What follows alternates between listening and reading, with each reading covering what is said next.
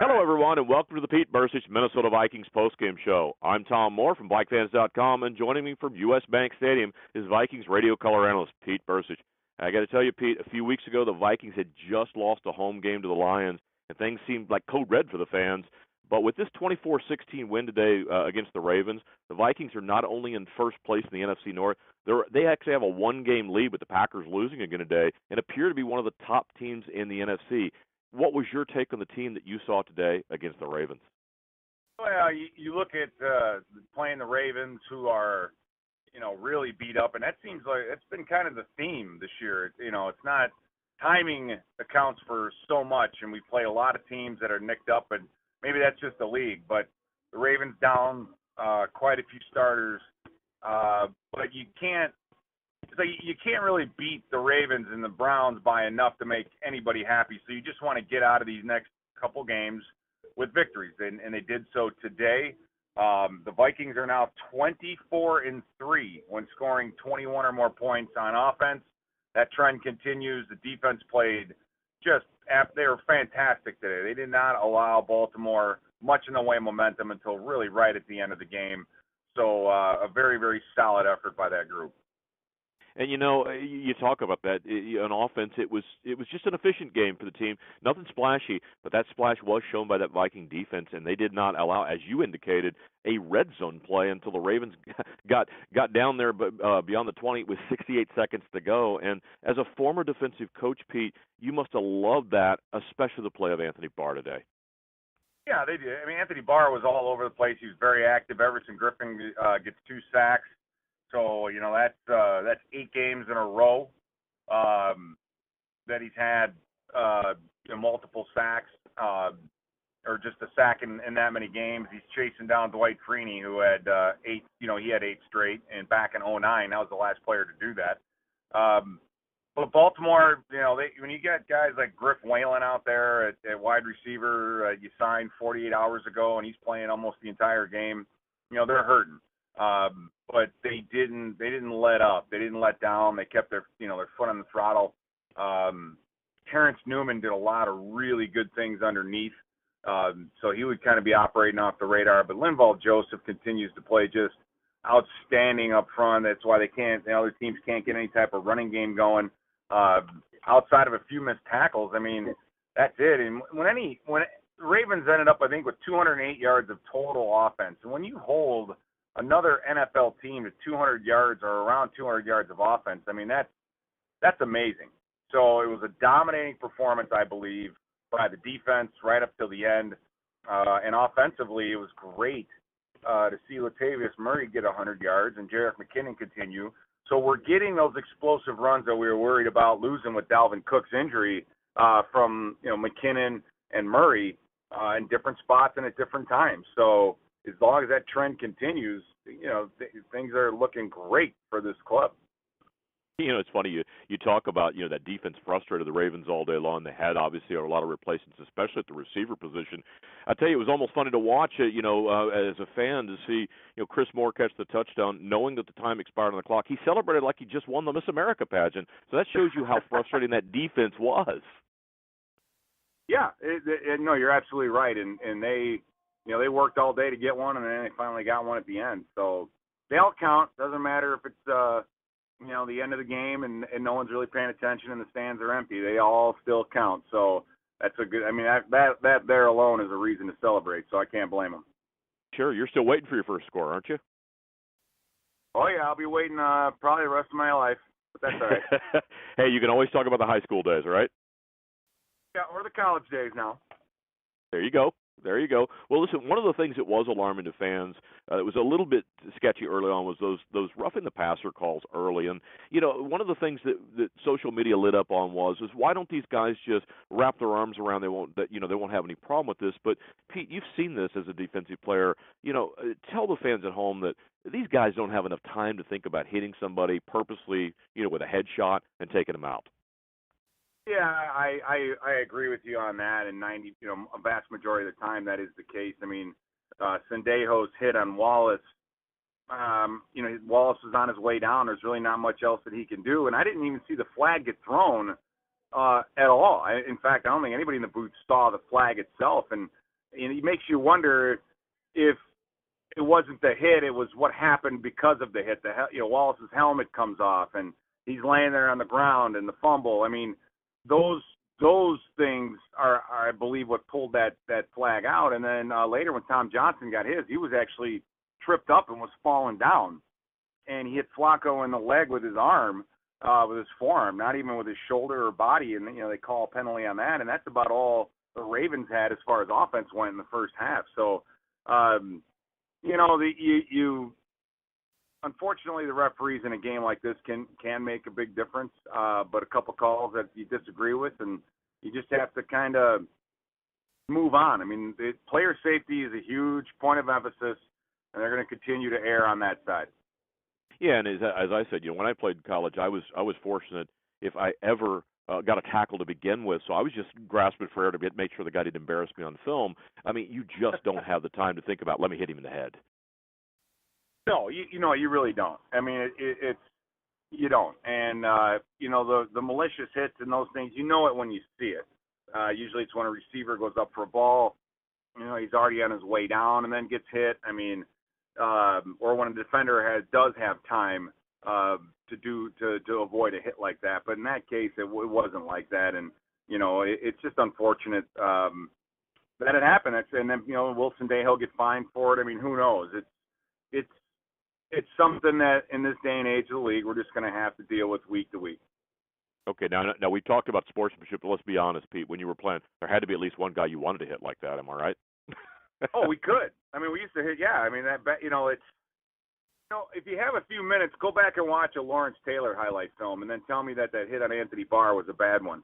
That Anthony Barr put on Aaron Rodgers. I mean, the game has changed a ton, and they've taken as much of the physicality, especially with the quarterbacks, out of it, and it's still a good game, but it's amazing how much it's changed. But well, listen, you talked about the running back position a few minutes ago, and obviously with Dalvin Cook out for the season, a lot of people were worried about would we step up? Obviously, Jerick McKinnon did the last couple of weeks. It was Murray today, and he actually looked like he had some burst again in those legs, getting those 113 yards today on just 18 carries. Your thought about him? Did you see a different Murray than you saw a couple of weeks ago, and can he keep it up in this offense? I think so. I mean, he's slowly getting up to speed. You look at the running game, and Adam Thielen did a lot of peel back blocking, and you see Kyle Rudolph getting in there and doing some of that. So you need that kind of blocking up front. They ran a little bit of a counter or a trap pulling guards. That's something that this team hasn't done all year. So they threw a couple different runs at the Ravens that were new, that were different. And are those more centered for Latavius' style?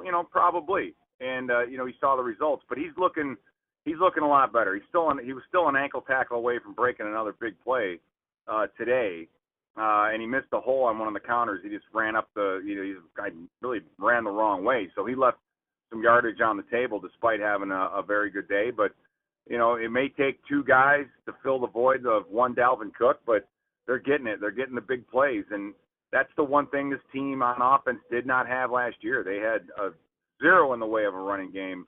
But this year they're able to at least move the chains and score on the ground, which is fantastic. 150-plus yards on the ground today. I mean, that's great.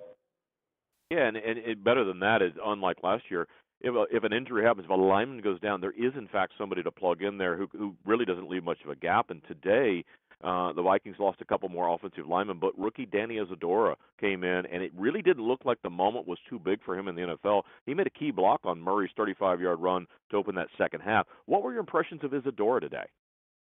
I thought he did. I thought he did a very good job. He did a good job in the preseason, and a lot of times, for an offensive lineman, the most valuable thing you can have is experience, and it's also one of the toughest things to get. But Jeremiah Searles had a body fall on the back of his leg, and the knee that's already in a brace, gave out on him, and then Danny Isadora came in, and the other thing was Riley Reif was hitting the knee. From how they were looking at him, it looked like he may have caught a helmet in the knee. Sometimes that'll pop a bursa sac and cause a lot of inflammation. But Rashad Hill came in at left tackle at the end of the game, and he filled in admirably as well. So you had a replacement left tackle, replacement left guard. I'm sorry, a replacement's replacement. as Nick Easton was down today. So Searles started, got through most of the game, and then Isidore took over. And like you said, it wasn't really much of a fall off. So, the offensive line, we've been pretty consistent, and the guys look good today. The protection was fantastic. This is a blitzing, get after the quarterback defense that the Ravens have. They still are that way. But Case Keenum was on his feet and able to see the field. So protection-wise, they've been fantastic. And you make your point even further when you talk about Hill. When Riley Reif was out in camp, I mean, that gave Hill 5 weeks of first-team starter reps. So it wasn't like he wasn't familiar with the guys. So that had to help today too. Yeah, right. And who says that preseason doesn't matter? Yeah, absolutely. You know what I mean? Yeah. Well, that's where and that's where your continuity comes from. No, exactly. You're exactly right. And you got to have some depth at that position, and fortunately we do. And it's easier to replace a guard than a tackle, no question about it. But hopefully Reif will be able to play in London, and then he gets the bye week to heal up. So, but I don't think there's any cause for alarm with Riley Reif. He didn't leave the field. He was on the field in his pads the rest of the game. So I think he's going to be just fine. Good. Obviously, injuries happen this time of year. Today, both Stephon Diggs and Michael Floyd were out. And one of the things that lit up on social media for us today, Pete, was Jarius Wright. And it seems like no matter what he's asked to do, he produces. And I'm wondering, why is he then relegated back to just a few snaps a game when the other players come back? I just think it's because of where he is in his career. He's the veteran guy. That's what they see him do, or see him as a guy that could step in and do those things. So unfortunately, for him, you've got a lot of young players in front of him. I mean, Diggs. What we did miss with Diggs being gone is the speed. The ability to get separation with speed, and the Ravens defensive backs did a really, really nice job of covering our wide receivers all over the field. So when they needed some speed, Jarius Wright is really the guy with Diggs out. I mean, that's your alternative for speed, and he came in and made a couple big plays, which is kind of what he's been doing for the last couple of years. So. Yeah, well, and one of the things that you have in the situation, it is nice to have that depth. Today was the first time you saw. They didn't play, but Stacey Coley was available. That's why you keep a Rodney Adams. You keep 7 wide receivers for just this type of experience. So the Vikings at least were well prepared for any injuries at the wide receiver spot today. No, they were. They had plenty of depth. I mean, Mackenzie Alexander was a late scratch, a surprise scratch. So whether or not we suspect it's because of depth at wide receiver. That he was a scratch, but provided you with another wide receiver on the field.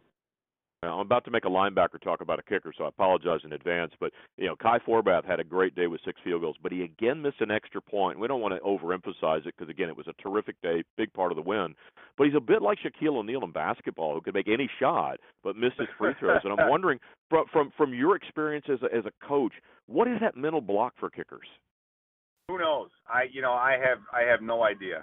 I don't know if it's it's kind of one of those things where when you kick a field goal, you don't get to pick the hash, you don't get to pick the distance, and then, when you're kicking a PAT, you have all those choices, and who knows? Fortunately today it didn't come back to bite us in the rear end, but is it a concern? Yeah, I think so.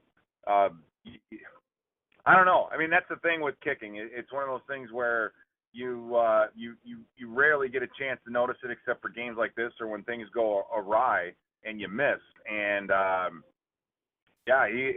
from a field goal standpoint, he was fantastic. But missing those extra points, I mean, hopefully he gets them out of his system, because there's going to come a point in time in the season or in the playoffs when you have to have that extra point. And when you've missed as many as he has, it's a bit of a momentum killer. Yeah, and I'm not going to let you lie to the listeners out there, Pete. As much as defensive guys and special teams not important, I know in practice you and your buddies kicked, didn't you? And how did you do? We used to do the drop kick all the time and try to get that in there. I was never much of a kicker, so but yeah, it's not easy. They make it look a hell of a lot easier than it is, and anybody who you have to keep that in the back of your mind. I mean, that's what they get paid to do. That's their job. So it's okay to be hard on them, but it's not an easy thing to do. Again, we don't want to overplay it because he had a terrific game today. And to close out the show, I got to ask you about next week's game. And you and the Vikings are headed to London, as you said, to play the Cleveland Browns on Sunday morning here in the States. While the Browns, they're not good again this year record-wise, and they lost in overtime today to the Titans to drop the record to 0-7. What are the challenges that you've seen of a team going overseas to play a regular season game? Because I know you were there just a couple of years ago when the Vikings played the Steelers. Yeah, it's. I mean, the challenges are kind of getting acclimated. Some of these guys were around the last time they were in London, so it's not going to be a surprise. The home teams have usually fared much better because they're out there longer. We'll fly out there Wednesday, get there early Thursday morning, and then have Friday and Saturday, and then play Sunday morning, and then fly right back after the game. So it's a pretty quick turnaround for such a long flight. It's just about getting acclimated to the time change. I mean, they don't change anything. They bring their own food and try to keep things as consistent as possible. But for the most part, yeah, the teams that spend more time out there leading up to the game have been more successful. For Cleveland, I was only kind of hoping they would win today to get off that mark. But you can't take them lightly. But our defense is playing so well. It's hard to see Cleveland coming out of the funk that they're in against our defense. No doubt. Well, I don't want to put any pressure on you, but you're only a couple of days away from leaving. You need to start giving a little bit of thought about what type of souvenir you might pick up at Heathrow Airport for me, okay? Well, charters are not allowed to land at Heathrow, Tom, so I can't get you anything there. Okay, where are you getting something? I may find something, in the Piccadilly Circus for you.